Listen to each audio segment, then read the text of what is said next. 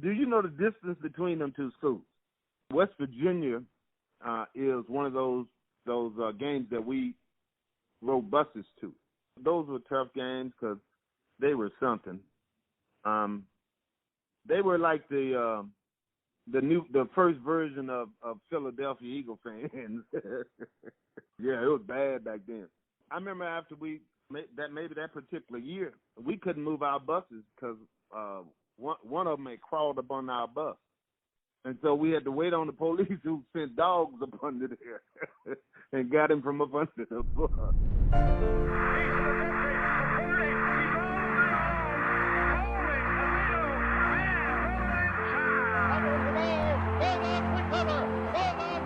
Guess who? You read, that's who. Down the field long, he is going for Williams, complete! And he gets clotheslined by Lawrence Taylor. 1, 25, 20, 15, 10, 5, Lindsey's gone! Lindsey's gone! Lindsey's gone!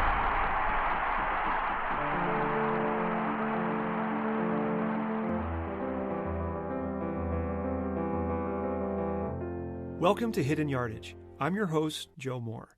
This podcast is a journey back to the 1980 college football season through the memories of those that played, coached, and covered it. New episodes, released each week, will carry listeners through that season, 1 week at a time. For more information, please visit the website at www.hiddenyardagepodcast.com. If this is your first time listening, you may want to go back and start with episode 1. This is episode 7, Through Fair and Stormy Weather.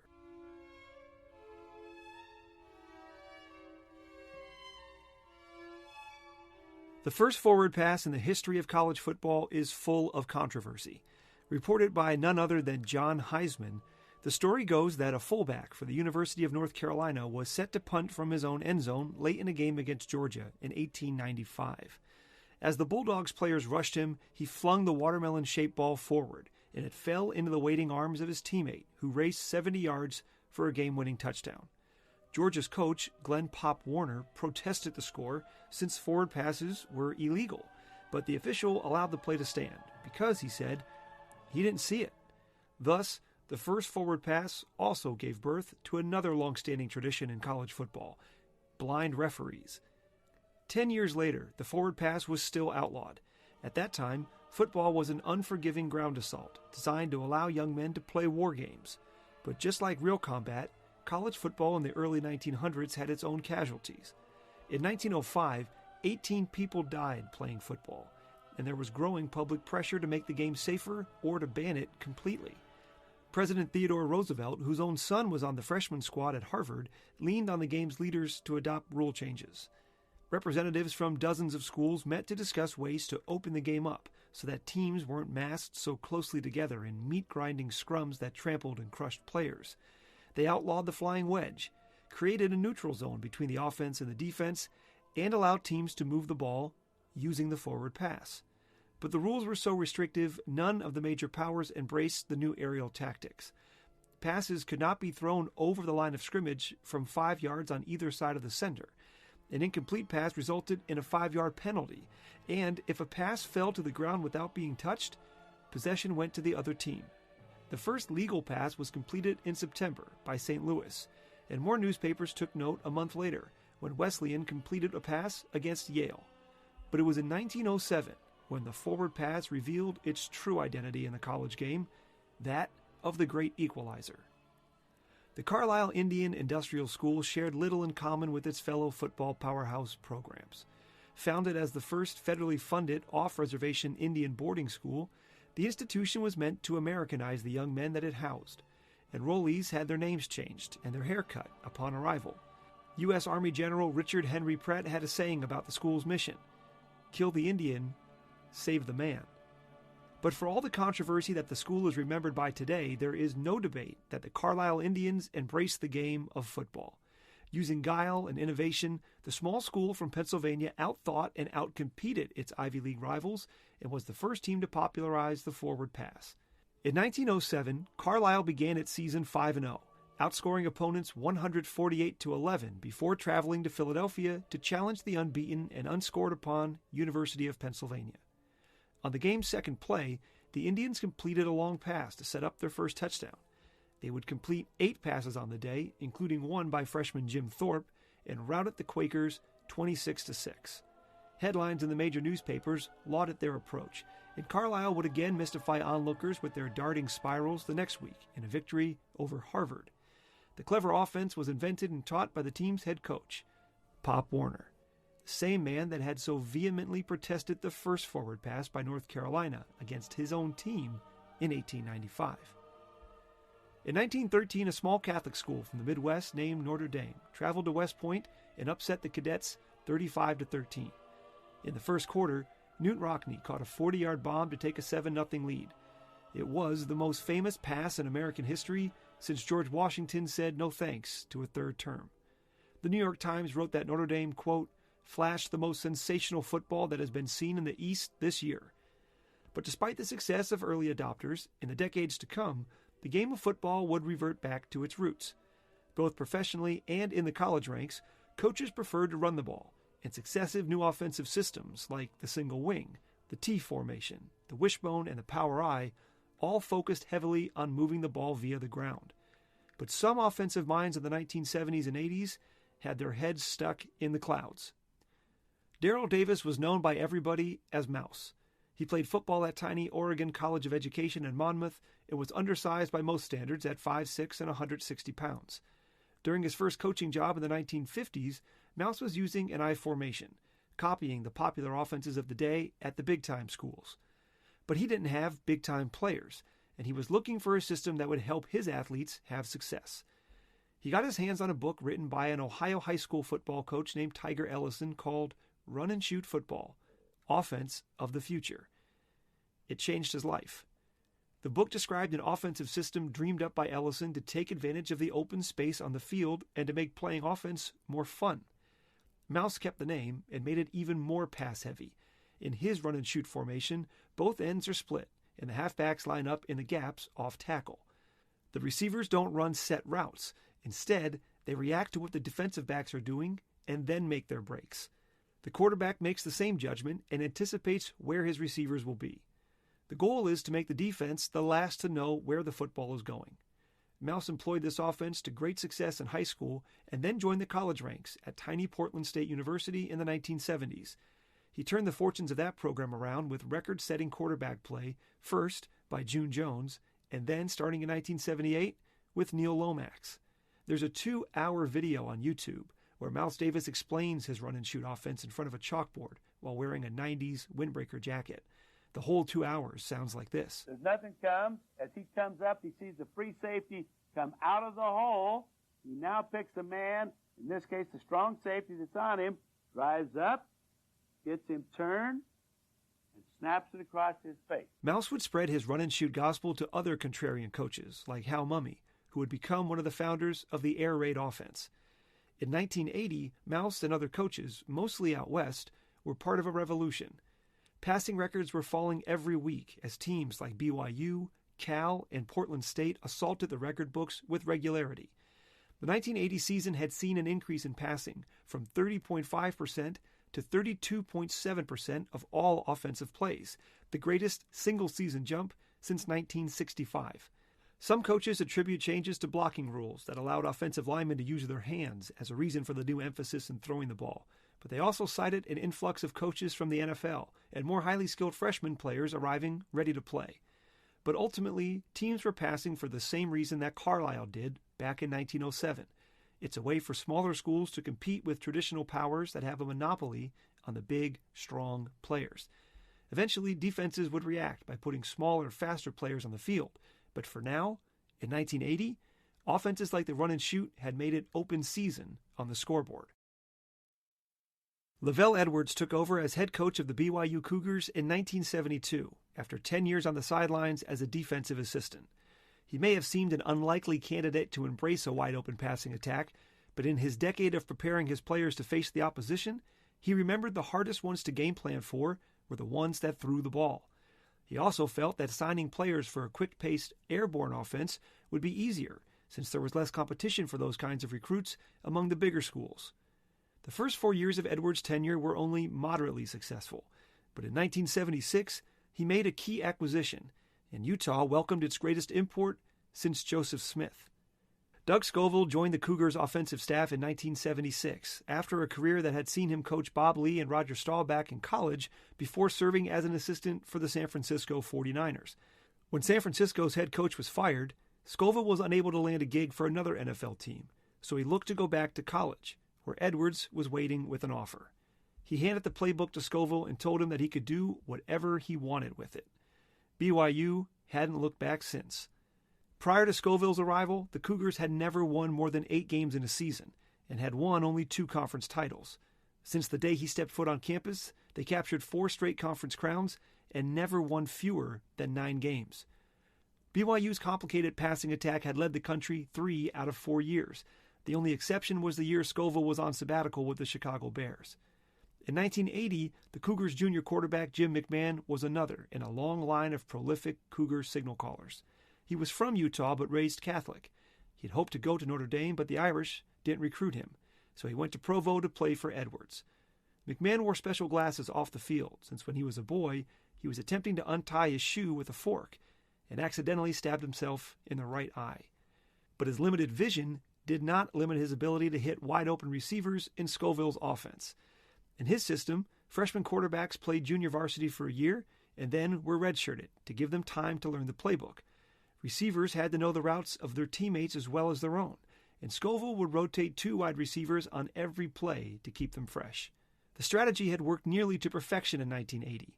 After dropping their season opener, BYU responded by winning 4 straight and posting some gaudy offensive numbers. McMahon entered Week 7's game at Utah with 4 straight 300-yard games, one shy of the NCAA record held by Mark Wilson, the previous season's BYU quarterback. Here's the late Lavell Edwards talking about McMahon on BYU Sports Network in 2014. I think Jim was a very popular player here, and he's just a great leader. He's also very accomplished. He's a great arm, and for a guy that was had some partial vision in one eye, and he could see the field and knew where everybody was. I mean, he could look at he could be rolling out and seeing what the strong safety does that, for the opposing team. And he would know exactly where everybody else was covered and from a defensive standpoint, and he'd just stop and turn around and throw it. And just that uncanny innate feel and ability that he had to know the offense, to throw it, and then, of course, he was very accurate. During their early season winning streak in 1980, the Cougars averaged 40 points per game, and that number would only go up as they hit their stride during the back half of the schedule. Against Utah State, McMahon and company would surpass that number by halftime on their way to a 70-46 win. The game's first play was a 76-yard touchdown pass for BYU, one of 6 scoring strikes by McMahon. The 70 points were the most ever scored by the Cougars, and McMahon set or tied NCAA records for passing yards in a half, consecutive games over 300 yards, and total offense in 2 consecutive games. The performance would earn him the Sports Illustrated Player of the Week, and he would go on to set a total of 32 passing records during the 1980 season, when he finished 5th in the Heisman voting. The Cougars would not lose again in 1980, including one of the greatest bowl wins of all time against SMU in the Holiday Bowl. The victory over Utah State was one to remember for McMahon, but an ugly incident in the fourth quarter overshadowed his record-setting day. BYU was flagged 22 times during the game, and after umpire John Berlelfi called an unnecessary roughness penalty on Cougar linebacker Junior Filiaga, the player snapped. He punched the official with a solid right hand and then continued to pummel him on the ground until he was pulled away and the benches cleared. Afterwards, Filiaga would be suspended for the remainder of the 1980 and 1981 seasons. Across the country in western Pennsylvania, the Pitt Panthers and their third-ranked passing offense in the country would trade blows in the annual grudge match known as the Backyard Brawl. The campuses of Pittsburgh and West Virginia are separated by only 76 miles on Interstate 79. The 2 schools started playing each other in 1895, when Pittsburgh was still called the Western University of Pennsylvania. Their 1921 matchup was the first college football game to be broadcast on the radio. In 1979, the Panthers beat the Mountaineers in the last ever game at Old Mountaineer Field, their 4th straight win in the series. The 1980 game would be at Pitt Stadium, with both teams looking to rebound from a loss the week before. West Virginia was 4-2 in head coach Don Nehlen's first year on the sidelines. Nehlen took the job after coaching quarterbacks at Michigan for Bo Schembechler, and he had a good one in Morgantown in junior Oliver Luck. Luck would eventually graduate from West Virginia holding nearly all of its passing records, but he was battling back from a concussion suffered the week before in a loss to Hawaii. When asked what he would do if Luck wouldn't be ready to play on Saturday against the Panthers, Nehlen joked, "If he's not ready, I'm not coming." The Mountaineers knew they had a monumental task in front of them. Pitt was clearly the more talented team, but this game was a test of its resolve. After having its air of invincibility shattered the week before at Florida State, would the Panthers be angry or uninterested? In the first quarter, Luck moved his team down the field against Pitt's defense and lofted a pass over the head of free safety Ricky Tricano for an early 7-0 lead. It was an ominous beginning for the 11th-ranked Panthers. Things would go from bad to worse when later in the first quarter, Dan Marino was walking off the field after throwing what he thought was a game-tying touchdown pass. The referees conferred and determined that his receiver had come down out of bounds, but as they signaled incomplete, Marino was 30 yards upfield, lying on the turf, surrounded by trainers. His knee had given out as he'd walked to the Pitt sidelines, and he would miss the rest of the game. Backup quarterback Danny Daniels came on in relief to finish the drive with a touchdown. He was ineffective on his team's next possession, and Coach Jackie Sherrill opted to punt on 3rd down and send Daniels to the bench. He had a secret weapon, a quarterback that had won 17 games for him the previous 2 seasons, but was now lined up at free safety, the same man that had been burned for a touchdown earlier in the game, Ricky Tricano. Our backup quarterback was Ricky Tricano. And Ricky came to me in the spring and said, "Coach, I want to play safety." He had been our starting quarterback until Danny came in and started. And Danny was a sophomore, not a junior, sophomore. And Danny came in and Ricky hurt his knee his freshman year, Danny's freshman year, and Danny came in and played and started the rest of the year. And then Rick came to me in the spring and said, "Coach, I want to play free safety because of Danny being the quarterback." And I said, "Ricky, I'll let you play free safety, but if you're an average free safety, then you're going back to quarterback." And during spring practice, I mean, he was outstanding. He was a great athlete anyway. And our coaches, especially our offensive coaches, really said, "Coach, you can't do that. You know, we don't have anybody." And I said, "Well, I just did. The kid deserves to be on the field and play." And so we did that, and I practiced him one day a week in pads. I mean, as a quarterback, practice one day a week. And Danny gets hurts his knee, and I told Ricky to go change pads into his quarterback shoulder pads. And he kind of came up to me and he said, "Coach, now if I go play quarterback, the deal is you're going to leave me at quarterback, right?"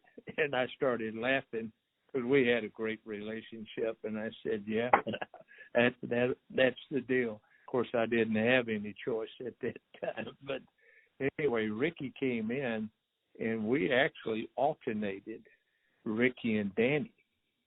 And Danny threw for 1,600 yards, 15 touchdowns. And Ricky threw for 1,400 yards, 11 touchdowns.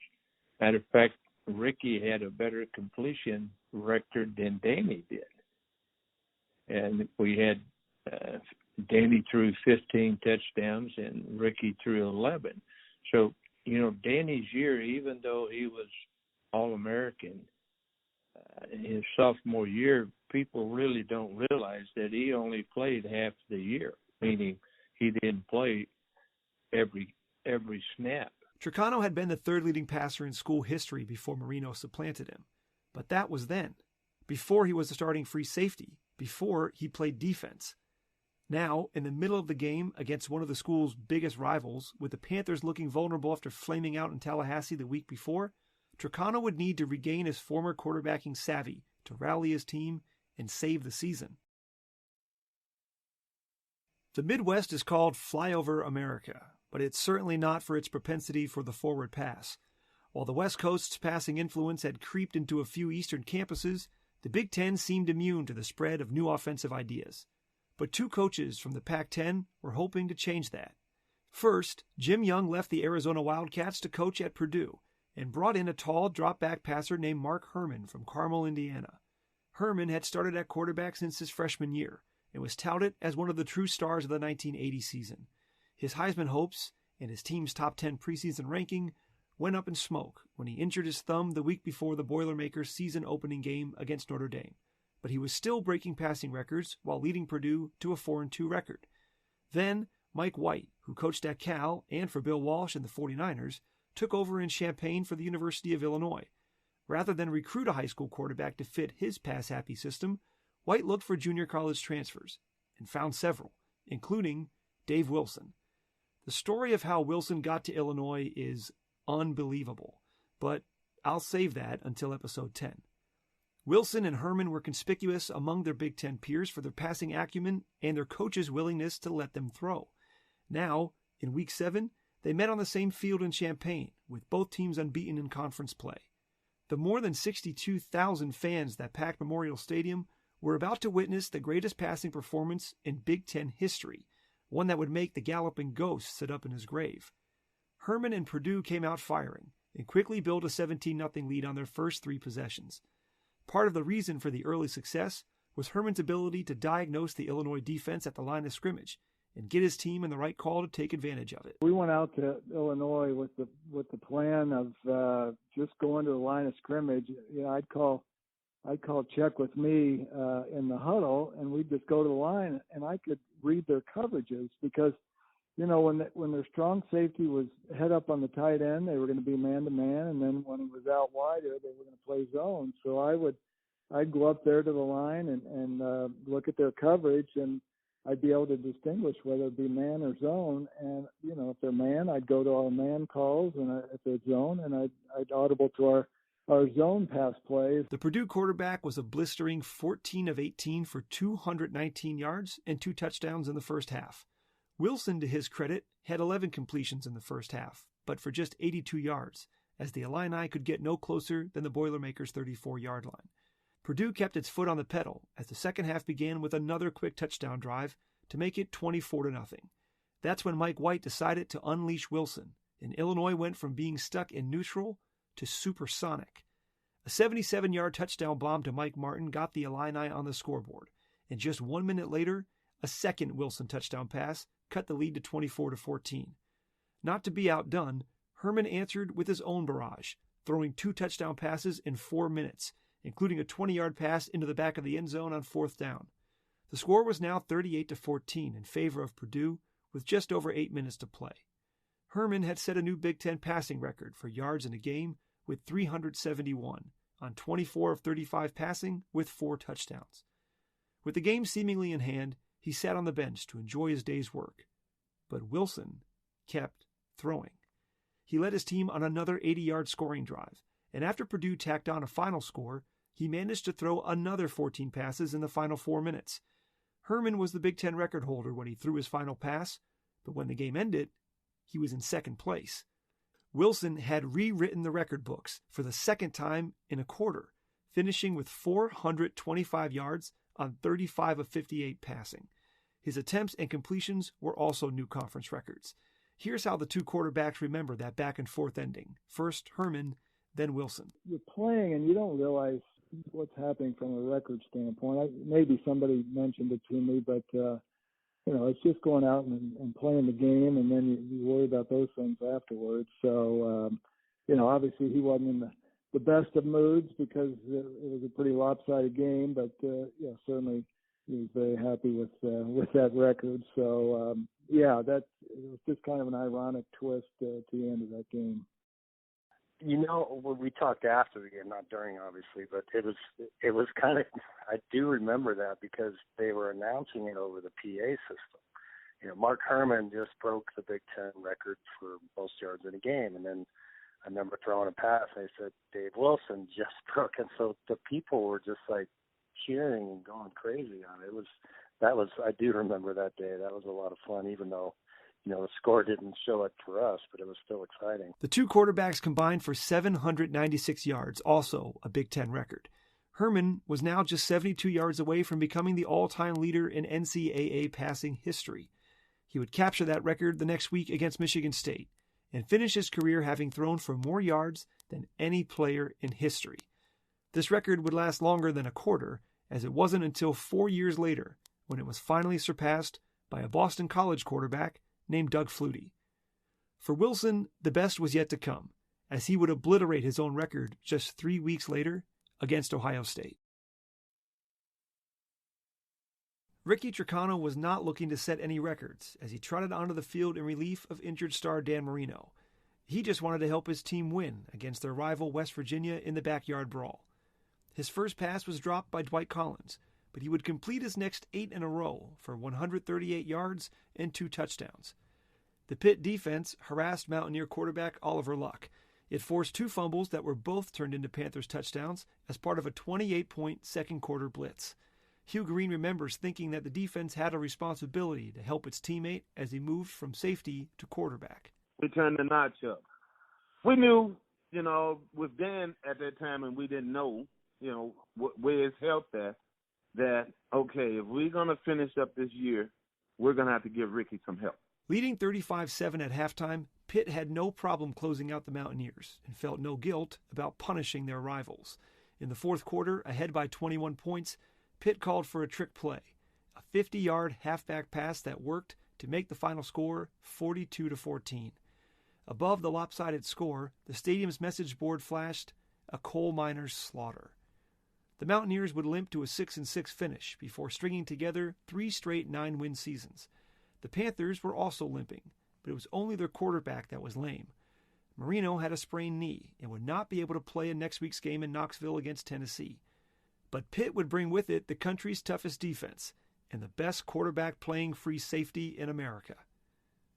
Around the country in Week 7, the second-ranked USC Trojans were humbled by a 7-7 tie against the Oregon Ducks. That's it. The game is over. The Oregon fans applauding the tie. And they well should. This is a great team. I mean, I should say a great game. The team played as well as it can with being so well battered from the previous games in the season. And you must say they played super, and you must reassess the Trojans and say there's some questions on offense and just how things are going. The only ranked teams to lose were numbers 17, 18, and 20.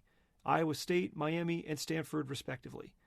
At South Carolina, George Rogers earned his 17th straight 100-yard game as he eclipsed 1,000 yards for the 3rd season in a row. Herschel Walker exploded for a new Georgia record, 283 yards against Vanderbilt, after missing the team's previous game against Ole Miss. The 2 best backs in all of college football were on a collision course for November 1st in Athens, when the irresistible force would meet the immovable object, with everything on the line. Next week on Hidden Yardage, the story of the 1980 college football season. Southern Miss gets ranked for the first time in school history, but it may be short-lived as it finds itself matched up with number 1 Alabama. Southern Mississippi now really souped up. 4th down and inches. The Golden Eagles saying, we're going to do it. They're saying, we're going to stop you, Alabama. 4th down and inches. Let's find out. The keep by Jacobs. First down. That's the quarterback to the 15. He's to the 5. He's got a touchdown. Alabama leads 6-0. Undefeated Texas battles SMU for Southwestern Conference supremacy, and Jackie Sherrill has some tricks up his sleeve as the Pitt Panthers head to Knoxville to take on their old head coach Johnny Majors and the Volunteers. The Hidden Yardage podcast is researched, written, narrated, and produced by me, Joe Moore. If you enjoyed the episode, please rate and review wherever you listen to podcasts. For a list of everybody that appeared in this episode and special acknowledgments, visit the website at www.hiddenyardagepodcast.com. There you'll find a full transcript of every show, as well as schedules, stats, and standings from the 1980 season. Please email your questions and comments to me at joe@hiddanyardagepodcast.com. This podcast is made possible through Moonlight Magic Productions. Thank you for listening.